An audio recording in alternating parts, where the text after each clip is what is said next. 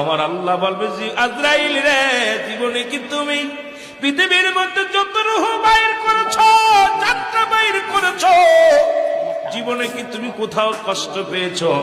বলে রব্বে কারীম, জীবনে 2টা জান বাইর করতে যে আমার বড় কষ্ট হয়েছে। বলে একটা জন্য, বলে কি কি ঘটনা তুমি বলো? বলে 1 নম্বর, আল্লাহ ও আমার আল্লাহ, বড় সমুদ্রের মধ্যে একটা জাহাজ লন্ডভন্ড হয়ে যায়।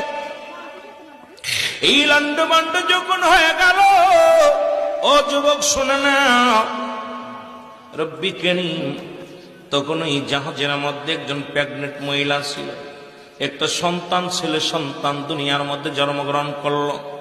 ওই জাহাজের ভিতরটা একটা তক্তার মধ্যে ভাসাইয়া ওই ছেলেটার মাকে যেদিন আমি জানটা বাইর করেছিলাম, সেদিন আমি আজরাইল চোখের পানি ধরে রাখতে পারি না।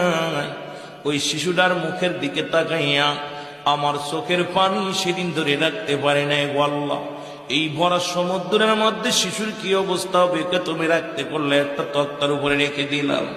আল্লাহ, ওদিন যখন ওর মায়ের জানটা বাইর করলাম, বাবার জানটা বাইর করলাম, আপন জনদের রুটা বাইর করলাম, তখন ওই শিশুর দিকে তাকাইয়া আমি আজরাইল চোখের পানি ধরে রাখতে পারি নাই।